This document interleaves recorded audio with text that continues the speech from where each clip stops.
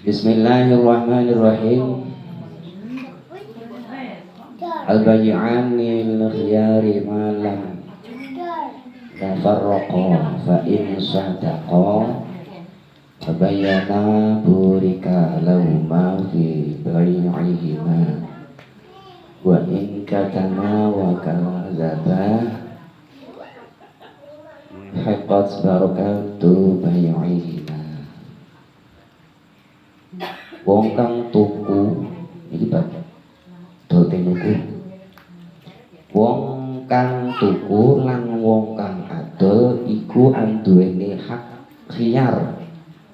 Tegese milih apa kang dilangsungake pitukon utawi padolane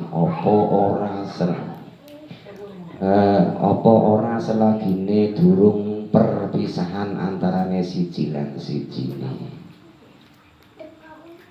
Yen baik mustari iku bener apa kang dadi ucapane lan gelem aweh keterangan bagus lan olone kang didol lan kanggo tuku karo-karone bakal diparingi barokah dodolane yen wong loro iku. Jadi umpama wong dol niku antarane sing tuku karo sing adol selagine amor nak kono baiat tuku karo adol sing adol ki ora gelike geseke jujur api eleke barang niku kudu jujur. Nek ngono baiat kedadian antara sing tuku karo sing adol lega barange nyoto ngono kuwi iku bakal entuk barokah. Yen wong loro iku ngumpetake apa kang ala, yen wong loro sing antarané sing tuku karo sing adol kuwi padha ndelikke perkara sing elek lan goroh oleh nyifati barange ora cocok karo barange nek dikandakne apik padahal elek berkait dol tinuku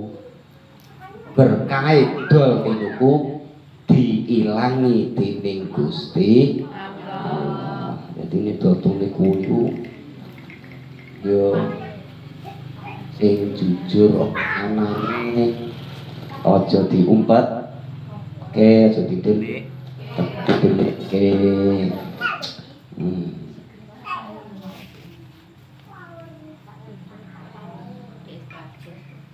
Iksa ta'amul walimati yud'a ilaihil aghniya wa yusraqul fuqara wa man taraka da'wata faqad asallaha wa rasulah.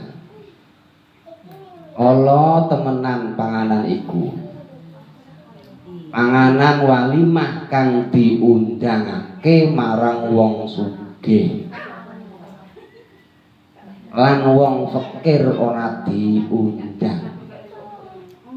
Sapa-sapa wong kang ninggalake dakwah terang-terangan wong iku ndurrakani Gusti Allah lan utusane Allah. Iki panganan sing paling elek.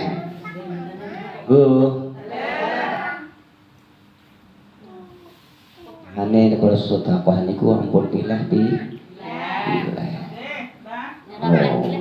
walimah iki kono sing diundang sing sugih-sugih kuwi elek ya panganane. Malah wong sing melarat ora diundang. Lah sapa wong sing ninggalake dakwah? Udah dakwah. Dakwah udah. Apa? Dak kaya kok Iya. Kok sampean niku lho, Mbak. Dakwah kuwi ajak. Iso ngajak gak? Ya iya. Jadi ngomongin jenengan iki tumindak sae saged ngajak kanca niku miturut hukume niku wajib. Mulai dhewe iki duwe kewajiban ngajak. Dakwah orang dakwah iki ajak. Wertu nek ngaji apik, ajak-ajak tanggane dijak iya ngaji. Dakwah kok apa? Kadane ngantuk yo ngantuk ngono, Mbak. Dakwah berarti kan kota Arabe ada. Oh, dakwah ya ajak. Dakwah lho. Lah nek umpama ana pengajian Mbah Yai dawuhi yo do salat tahajud. Iki jenenge ngajak apa? Ajak. Lah iya dakwah.